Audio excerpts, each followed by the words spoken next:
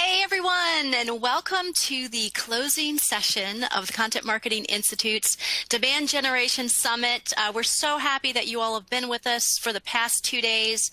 Hopefully you have been feeling inspired and invigorated and eager to try some new things. I think you're going to feel that way after this closing session as well. So we're happy to have you here. We're going to be talking about really accelerating your B2B pipeline through great content experiences, and we have two amazing speakers joining us. Before we get to them, let me just give you my regular reminders here. You've heard this a few times from me, I know, but just to make your experience the best it can be, just know you can ask questions at any time. Look for the Q&A box and put your question there and hit submit. They'll come right to us, and we'll try to answer as many of them as we can. The slides will advance automatically. Nothing you need to do there. So just sit back and take in all the great content and take notes or whatever you'd like to do. We will send you a link to the recording of this live session in about 24 hours or so. So if you get distracted or you want to go back and watch something again, it'll be waiting for you in your inbox. Look for the resources tab on the platform. There are some other assets there that you can download, including the slides. And we always love it when you join us in our conversation and share what you're learning on social media. If you do, please use hashtag CMWorld.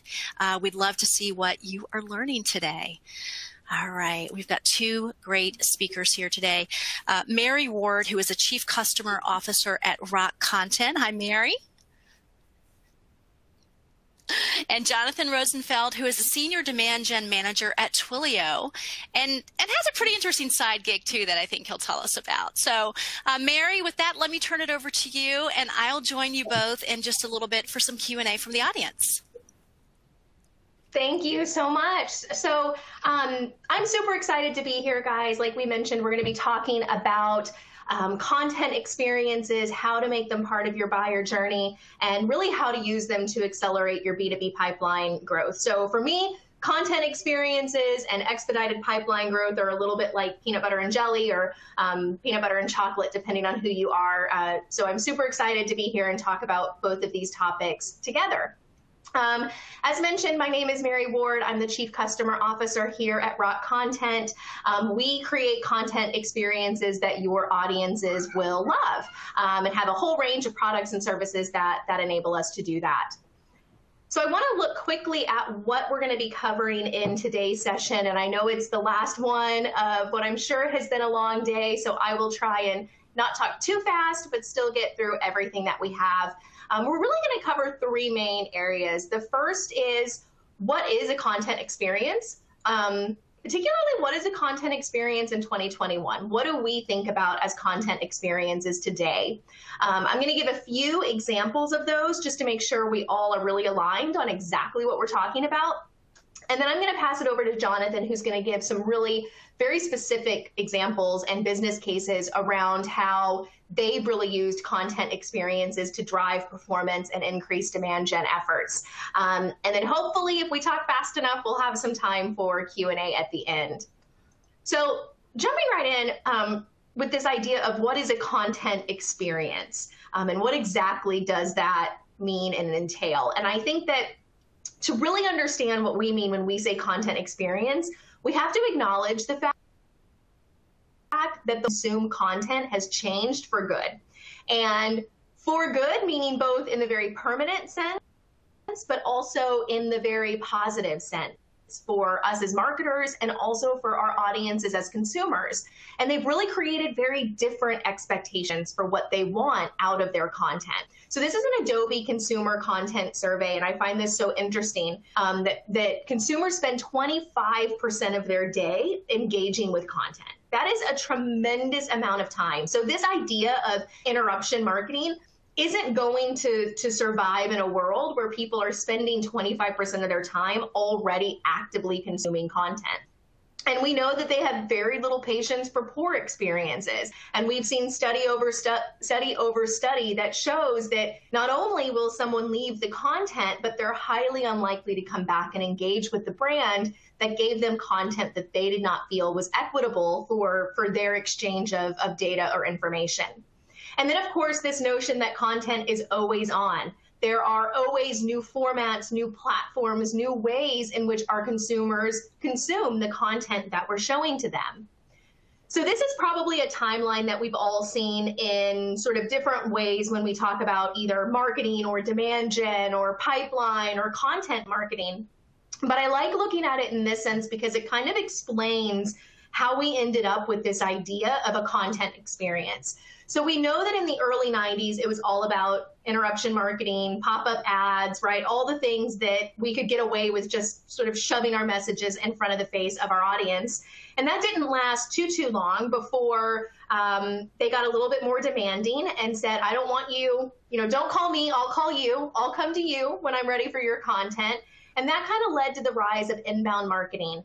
And anytime you see this switch to inbound and you see this shift of we can't force it in front of the audience. It's not a build it and they will come, right? We have to invite them in. We have to appeal to why they want to consume our content. Content had to become better. It had to become smarter. It had to become more efficient. And that really led to the rise of content marketing in general. And it was really in the early 2010 area that we started even having this notion of content marketers and content marketing as a function and a study and a profession. And then what we realized is that content marketing really for many years was just sort of individual pieces of assets. It was blog posts, they were landing pages. Maybe if you were really sophisticated, you had a couple cool product videos or a YouTube channel.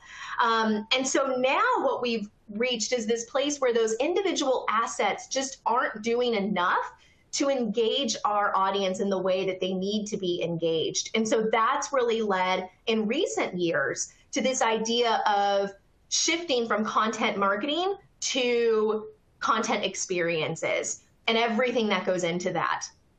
And what's interesting is this is a slide that I've been sharing for the last couple of years, and I've had to add another slide to it. And it's this one, right, with the CEO of Microsoft, who talked in Q3 of 2020, so almost a year ago, about how they've seen 2 years of digital transformation in just 2 months. So we know that the last 18 months or so have been tumultuous and challenging and difficult for really everyone in almost any industry. But I think what we've learned very positively coming out of the last 18 months is our ability as marketers and content marketers to adjust and be much more agile than we had ever given ourselves credit to be. And I think we're a pretty agile group of professionals to begin with. But when I see something like this that shows 2 years of transformation in 2 months, and this was done 9 months ago. Imagine what he would say now and how many years of digital transformation they've had in the last year and a half. So all of these things combined have really created this dynamic where we have to get smarter with the way that we give our consumers content, because everything in the way that they consume it and demand to consume it has changed, and especially so over the last 18 months. So what exactly is a content experience and what makes it different than content marketing or an individual content asset? So for us, it's a combination of content and context. So it's not just a blog post or a webinar or a newsletter. It's the entire context around that piece of content. So what is the format that someone is engaging with that content? What were they looking at about you and your brand before they engaged with that piece? And what do you want them to engage with after they engage with that particular asset? What direction do you want to move it into? And I love this notion that content experiences are designed to be episodic in nature, and they have to tell a story.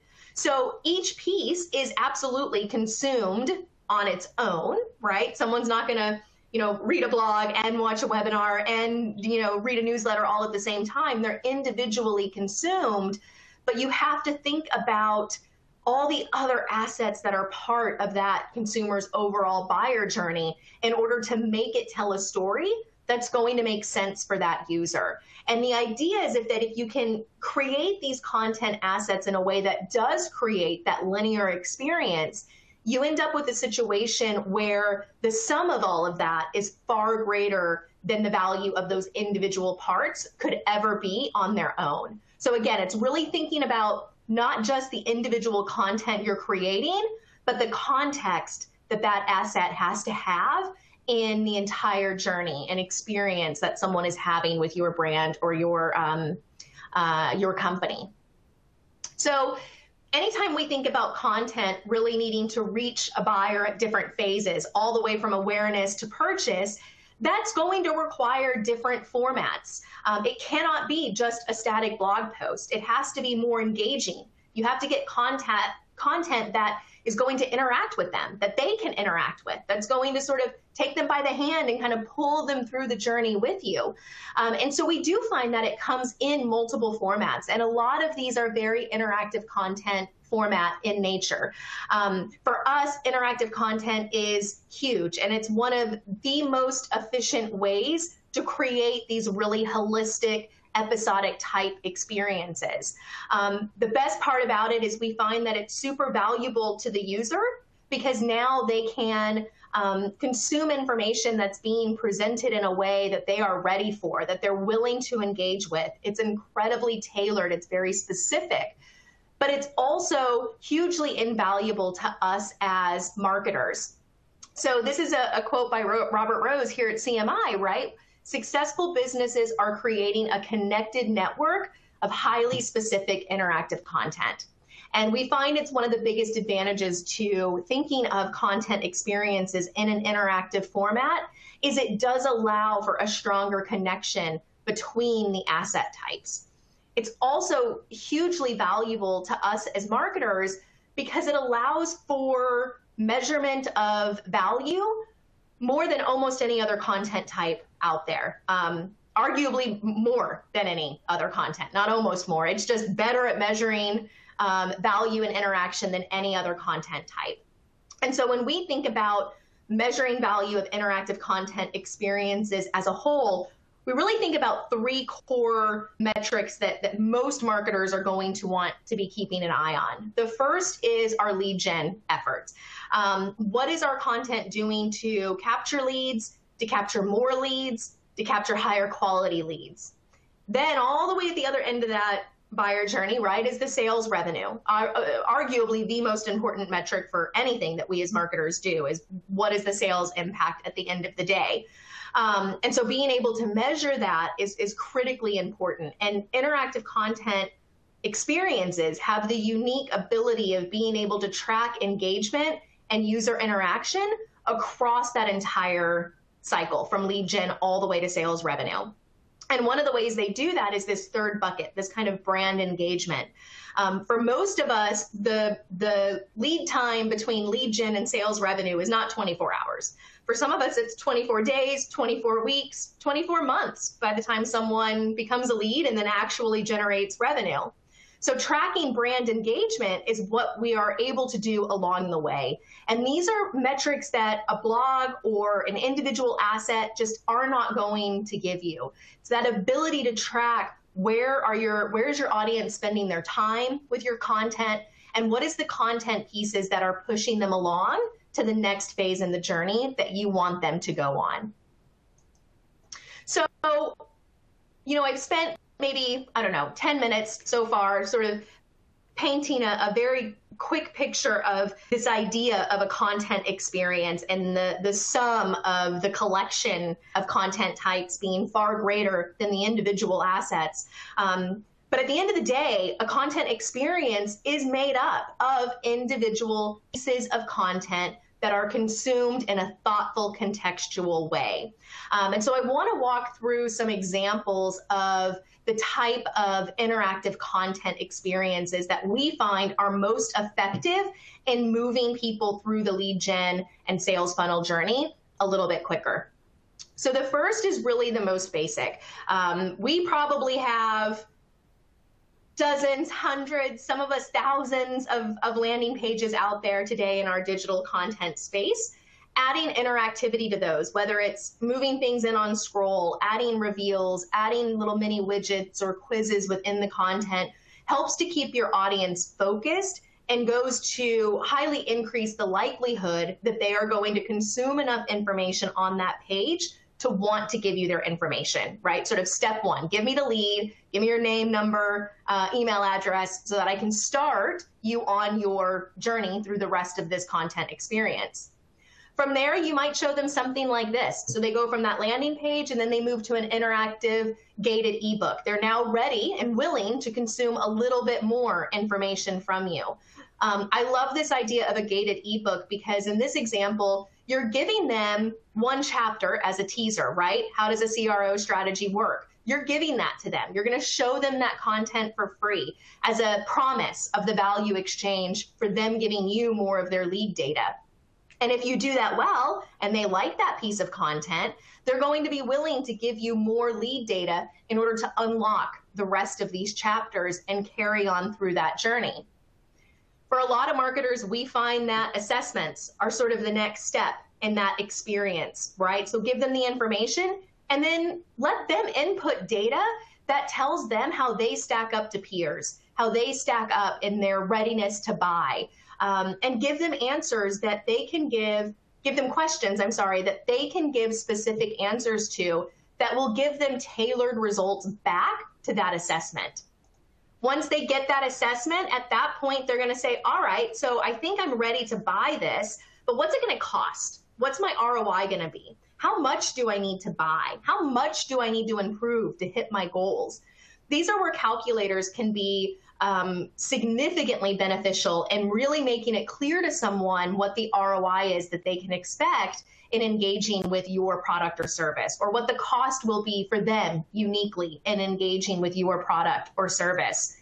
And then ideally, the last step in this from an experience standpoint is to then follow that up with that solution finder. They now know what they need, they know what it's going to cost, they know what the ROI will be, and this is the last step where they go through, they input the last of their tailored information, again, specific to them, 3 questions, 8 questions, whatever your product requires, and it spits back out a specific solution of your product and service that that customer needs.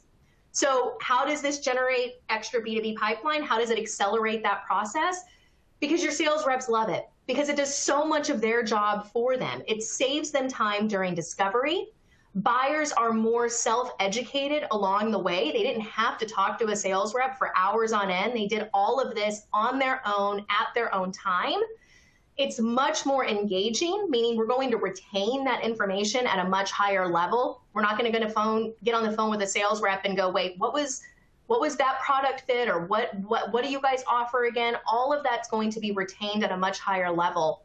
And then most importantly for sales is they have so much more data now about a user that went through that experience that I just mapped out. It wasn't just download this white paper and give us your first name, last name, email, right? It was go through this entire experience, educate yourself, move through it at your own pace. And along the way, they have passed to us every piece of data we need in order to accelerate that deal and grow that pipeline. We know exactly what the solution is for them. We know exactly the assessment fit, the cost, the ROI. They've given us everything we need to make that deal larger and quicker to close. So hopefully that gives you guys a little bit of an idea of how we can use different types of content to create that journey and that episodic experience for someone to go through in order to really increase that pipeline and ultimately that sales revenue. With that, I'm going to put myself on mute and sort of pass it over to Jonathan to talk a little bit about how Twilio did this in the real world. Thank you, Mary. Hey, everybody. My name is Jonathan Rosenfeld. I'm the Senior Demand Generation Manager at Twilio. I oversee demand gen efforts for IoT business unit. I have about 12 years experience in demand generation. I'm going to talk about the concept of content experience as it relates specifically to demand gen. So just to give you guys a brief overview of Twilio, we're considered a communication platform as a service, so a CPaaS. We basically allow the ability to add tools like SMS, voice, video, to applications. So, a good example of what Twilio does. So let's say if you hire an Uber to pick you up to take you to the airport, you need to communicate with that driver via text or phone. The ability for Uber to do that with the driver is actually powered by Twilio. So we provide developer tools. And as I mentioned, I oversee the IoT division. We sell specialized SIM cards for connected devices and device builder platforms to help companies build out devices for the Internet of Things. As I mentioned, I'm going to talk really from the framework of demand generation with content experience. So I always kind of look at demand gen as basically creating a holistic strategy, right? From top of the funnel to the bottom. So full funnel demand generation strategy, however you want to phrase it, that's personally how I look at it. And I aim to use a multi-channel approach in everything that we do. So really where I wanted to start is really just kind of drilling down on what demand generation truly is. For those that work outside of the function, when they hear demand generation, they simply just think it's lead generation, but it's far more complex than that. I really break it down into two basic concepts, creating demand and capturing demand. The creation aspect is really structured around educating the audience on what you do, right? What your product and service helps, the need for it, the business case for it, and capturing demand would be the process of essentially getting in-market buyers for your product or solution into the sales funnel. And to really be successful at demand generation in 2021, you need to find a good content strategy that allows you to work on both ends of that spectrum, both creation and capturing of demand. So what I look to do when basically structuring campaigns is I use what's referred to as a hub and spoke strategy. This terminology may be familiar to you as it's used a lot in SEO. I've been using a hub and spoke strategy prior to even doing demand generation. Stephanie mentioned my side hustle at the beginning of this webinar. And a lot of what I do here with the hub and spoke strategy actually comes from my other career in music, as I'm a musician who's a film and TV composer, and I release albums as a producer. So I always look at it, the framework of what I did as a musician as what gave the kind of the catalyst for doing this in demand gen. So if you think about when an artist releases an album, right? The album you can think of is the hub. That's your pillar content, right? And then you would basically pepper out a few things that you could do to promote that. Things like single releases, music videos, interviews within PR, social content, and the like. And you can think of those as spoke content, right? The spoke content is just generating awareness back to the hub.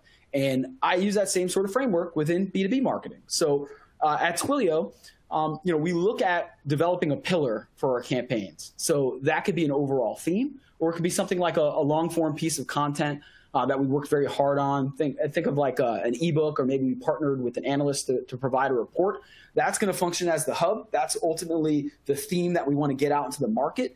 And we want to basically create different types of assets that speak back to that theme that can be used in a variety of different ways, right? Both that could be used to help in the creation of demand and the capturing of demand. And I tend to lean heavily on interactive content because it provides more asset types, right? Rather than just static content.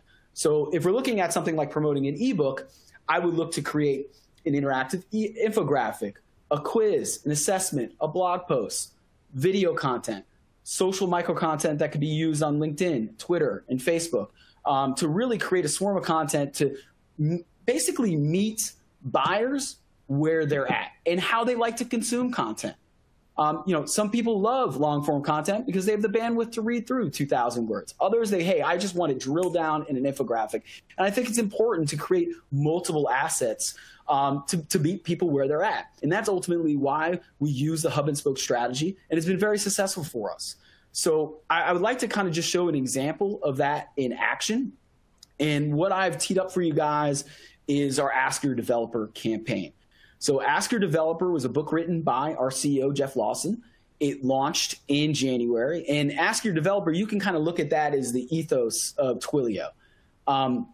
We are very well known in the developer community, and sometimes that's not the case with LOB leaders. And that's what the kind of the tongue-in-cheek sort of reference is to Ask Your Developer, right? If you're not familiar with Twilio, ask your developer, because they most likely are, as we create tools specifically to help developers. And the whole concept around ask your developer is really harnessing the power of the developers within your team to drive business growth and digital transformation. So to go back to my concept of hub and spoke, you can look at as ask your developer, that's the hub, right? That's what we're trying to promote to the market in our demand gen efforts. And what we did to accomplish that is create spoke content in a wide variety of fashions, right? So your kind of typical approach, things like a blog post, articles, PR, things of that nature. But we wanted to up-level a little bit with interactive content as well, as there's so many benefits that I think Mary really articulated well. It's a great way to engage with the audience. It meets them at their level. And on the marketing side, we glean so many insights on how they engage with the content. So for this particular campaign, we use a combination of organic and paid. I'm going to show an example in a moment here that we ran in paid, and it's been very successful for us. It's an interactive playbook that has a lot of personalization to it, right? So the whole purpose of this playbook is to have companies self-assess where they're at as far as leveraging their developers. And what makes this unique is that they answer this front-end assessment that you're seeing take place on screen here. And as a result, they have a personalized version of Chapter 4, which tells them where they're at currently with the developer. We use some personalized salutations. As you see, I have my name in there. And we also show the company name that you'll see in the table of contents in one moment under Chapter 4. This was set up for myself, so you'll see understanding where Twilio is. We believe that, hey, having a more bespoke experience for the recipient, that's going to lead them to read the entire piece. They're going to feel like, hey, this is speaking directly to who I am and where I'm at the company. And the benefit of making this an interactive ebook is we're able to track pretty much everything. We can see time on page, bounce rate, the engagement metrics. What did they click on? Where was the bounce off as far as reading the piece? And as you can see here, this is an example of what the Chapter 4 is, where you can see Twilio is margin focused, understanding where Twilio is. That's using variable tags that are coming from the form fill. You don't actually see the form in this piece because I just wanted to hide my personal information for obvious reasons. But that's actually populated from the form fill. So it's a way that we can basically create these really unique experiences for the people that are visiting this content, and hopefully leave them with a better experience with our brand and getting the information that would be most valuable for them. So it basically takes us away from using broad stroke marketing techniques and really drilling down to what's going to resonate with that individual at that organization. And there's a lot of really unique ways to do this. So we structured it off of an assessment. Another example is you can use some variable tags around their job title. Let's say, in my case, I basically promote to LOB leaders and developers. So if someone put in a developer as the job title, I could dynamically serve content just specifically for a developer if they form fill with that information. And let's say they say they're the VP of operations. We can unearth some content specifically for someone who's a VP of ops. Using those sort of variable filters. And this has been very successful for us. We're very big proponents of interactive content, and it's going to be a big component of how we structure our campaigns moving forward. And this is just one example of a part of this Ask Your Developer campaign that consists of other types of interactive content that we'll be using. A solution finder is a great example because we have so many different products that can assist customers. There may be some that need SMS, voice, video, IoT, SIP trunking, contact center solutions. They may need a combination of the two. So by using something like a solution finder, they can self-assess what's going to make the most sense for someone who's looking at Twilio as a potential vendor to help with their communications with their customers. So I hope this example provides some insight and maybe some inspiration for how you can leverage similar types of content experiences. But the big thing is in 2021, we need to differentiate as always, right? And I think we all know as marketers, and especially in demand gen, we need to measure everything, right? And creating web-based experiences, moving away from static content like PDFs, it provides us with an awesome opportunity to be able to report back to our stakeholders that our campaigns are performing, the content is resonating with the audience that it's made for, et cetera, et cetera. So, this is just kind of a brief overview. And would love to get some questions around this. If I can provide some additional detail on how we do it in Twilio or some of my past experiences working with clients like IBM, Microsoft, or Workday, et cetera. I'm really interested in seeing some feedback. So that pretty much concludes my section. And, we certainly want to hear from you guys as far as what we have some questions around, where you find some value in any way that Mary and I can help. All right. Thank you, Jonathan. Thank you, Mary. Fantastic presentation. Thank you for keeping it so fast-paced to give us a little bit of time for questions here.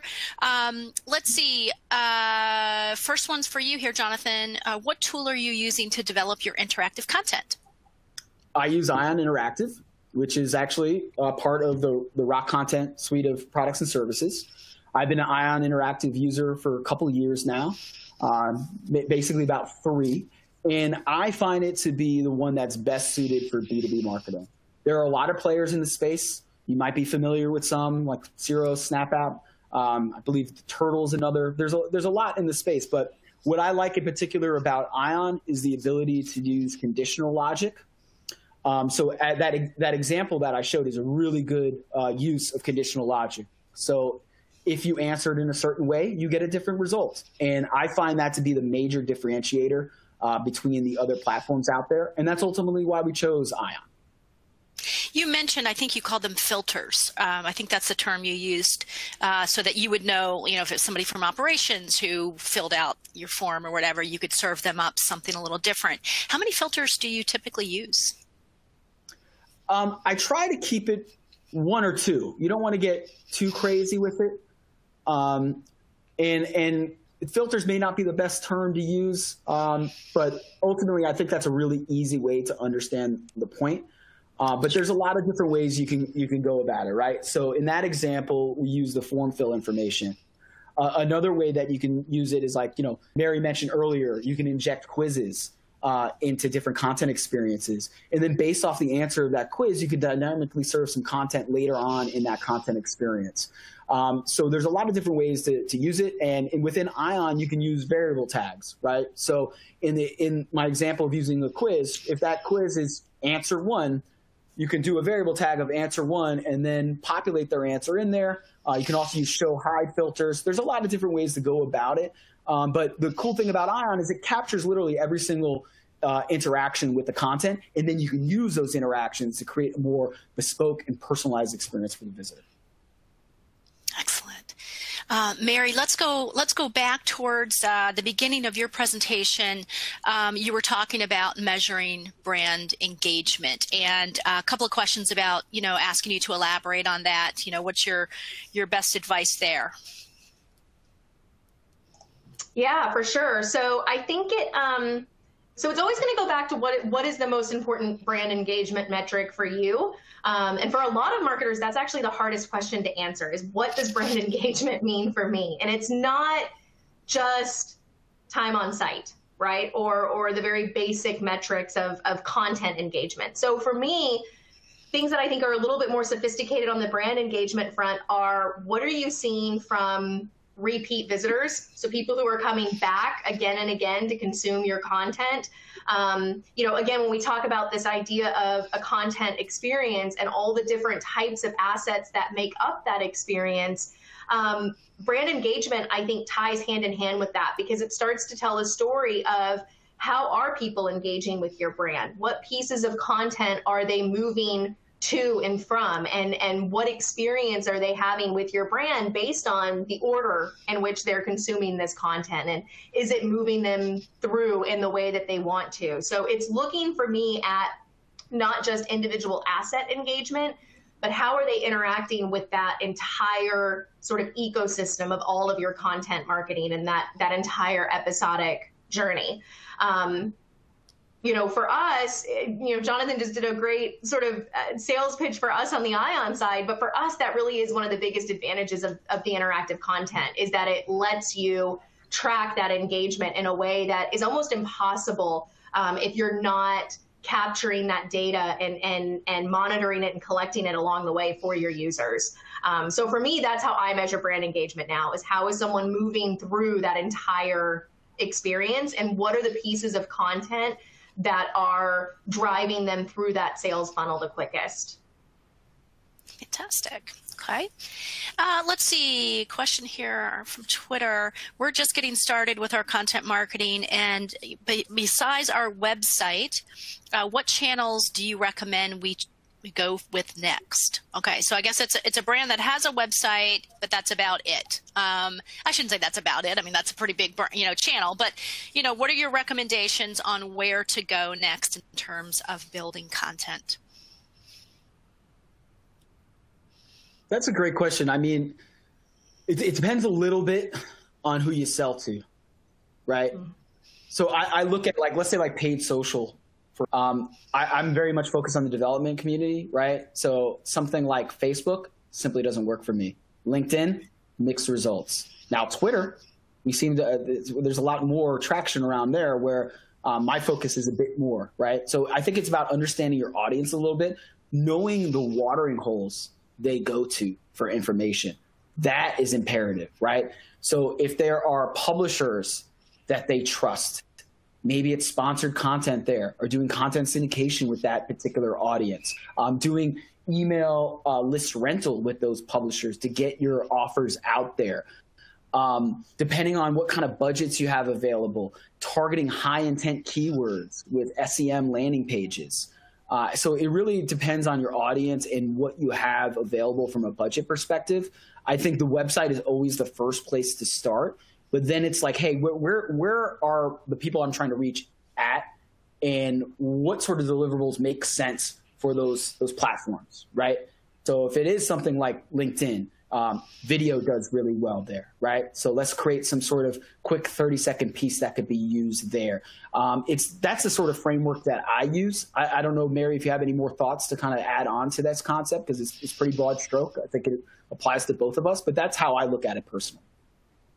No, I totally agree. It's all about finding where your audience is and where, exactly what you said, where are they getting their information? And I think if you don't know the channel that they're going to necessarily to get their information, start thinking about what are some partner marketing type opportunities. Find another leader in your space that's complementary to what you offer, and find ways to partner with them to market to your audience through them. And that will at least start to tell you what is the messaging that's resonating. You're going to be reaching your dedicated audience. It's a little bit lower risk on that side of things. It may be more costly than some other tactics, but it may be a lot less expensive than trying PPC, for instance, and not knowing the right words to buy and sort of spending money on things that aren't generating the right traffic. So yeah, I think it's all about figuring out where is that audience and then creating content types that are best suited for that particular channel of distribution. Excellent. I'll just add one point. There's always a great market research piece that you have. It's your customers, right? And if you have a good customer that likes what you do, have a conversation with them. Dig into them a little bit. Where are they going to get news? Who are the thought leaders that they trust? And then devise a plan around that. If you have tools like Gong or Chorus, you might be able to unearth some things from listening to sales calls as well. Just use the first-party data that you have. And the biggest thing that you can use are your current customers, and they'll more than likely be willing to let you know a little bit more about their world and how they ultimately found you, for example, and then use that to find other companies and prospects that look like that. Fantastic. Okay, let's see. Deanna just popped a question in here. What is your advice or tips on how to integrate CTAs into the content experience? When, how many? Who wants to go first? I'll jump in. Deanna, my biggest advice is test it, test it, test it. Get a platform or a tool that lets you test that. So start thinking about what you want your CTA to be, right? Not click here, obviously. I think we've all progressed past that, right? But what do you want the CTA to be? Where in the experience do you want it to be? How much information do you want to give away first versus gate? That ebook example I gave is a really great one. We've tested that 3 different ways. We've tested gating every single chapter. We've tested gating all but the first chapter. We've tested gating, ungating all of it, and gating a quick assessment at the end. So it really comes down to testing it. The biggest advice I'll give you, though, when you start your testing is make sure that wherever you're putting the gate, you've given your audience the confidence that you are going to provide them value worth the lead form that they are filling out. If they don't feel, based on the content that they've consumed from you thus far, that filling out that lead form is going to give them what you've promised from a content standpoint, you are not going to get engagement with that CTA. So I think you have to test it. You have to be willing to test where it is, how frequently you use it, what color it is, all of those basic UI type of things. But you've really got to make sure you give them a strong promise. And then when they fill out that CTA, that you're actually delivering on the promise. I think that's the most important thing. Filling out a lead form is it's an agreement, right, between two parties. You have to make sure as a marketer you're willing and able to live up to your end of that agreement. Yeah, my sentiment mirrors pretty much all of that, and especially making sure the content is worth the form fill. Nobody likes a bait and switch, right? So, if you're producing an ebook white paper, make sure there's something of value there, right? As far as CTAs, the only thing I mentioned, there's a lot to be said about decision fatigue. You don't want to have too many CTAs because sometimes that leads someone to make no choice at all. And that leads to a bounce and we get nothing out of it, right? So I look at it in the sense of, like, if you want to have multiple CTAs, make sure there's high value. Place them in very strategic places, right? If you have like a talk to sales or a book a demo in conjunction with like a form fill for whatever the content is, make sure they're not like kind of placed on top of each other where it's like, okay, I could do this, I could do that, or the third, I feel overwhelmed, I'm going to do nothing. There's a lot to be said about decision fatigue. It should go into the thought process that you have when developing your CTA strategy. Excellent. I don't know if you can see it in the platform, Jonathan, but Joseph says he's a dev and he's used Twilio to make a chore to-do app for his roommates, and their house is a lot cleaner because of it. So thank you. So I guess there's a lot of uses. So awesome. I love hearing stories like that. People do very interesting and innovative things with Twilio. I've seen all sorts of interesting things. You could, like for IoT, you could build a little device that you put in your mailbox that'll send you a text message when you have mail in your mailbox. I love that because I tend to be a little lazy about it, and then I have it piling up. There's all sorts of cool stuff you could do with Twilio. And that is such a great story to hear that it's positively impacting you and your roommate's life to keep organized, right? And I'm sure you'll be able to do other awesome things because you learned how to use that particular tool. So that's such a cool story. Thank you for sharing, Joe. Excellent. All right, Mary, I'm going to let you leave us here on sort of a big picture note and get your final words on sort of the difference between what we know as traditional marketing and this world that we need to be living in with content experiences and motivate our audience to get moving. Yeah, so I think that I saw that question come in, like, what's the difference between traditional marketing and a content experience? I think that, content experiences it's nothing more than traditional content with added context and added consideration of that context. We are not suggesting that you go out and create a whole new dozens of new pieces of content, or that your writers have to go heads down for months in order to do this. It's taking the content that you have today, listen, if you guys are here, right, you've probably got dozens of pieces of content already, and it's taking deeper consideration into the context. And I think that's really the biggest difference between more traditional marketing and content experiences, is to do more of their buying on their own. They want to do more of it online. They want to go to sales more prepared to buy, or with very specific buying questions. And so you have to create marketing that allows for that. And so for us, it's really that episodic journey creation that you have to be willing to take your audience on. And I think 10 years ago, we weren't thinking like that. We were thinking 1 or 2 assets and have them call sales and then let the sales guys spend weeks trying to close that deal. But now when consumers are spending 25% of their time consuming content, we have to start demanding more of our content. We have to start demanding more of ourselves as content marketers to create better experiences and to let that audience do their journey on their own, and to have it guided by you and the experiences that you're building. But content today has to do a lot more of the sales and marketing work than it used to do in the traditional sense.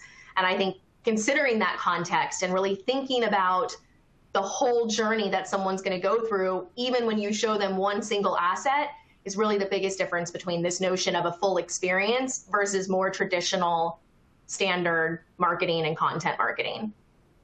Hopefully that makes sense. Absolutely. Yes. Thank you.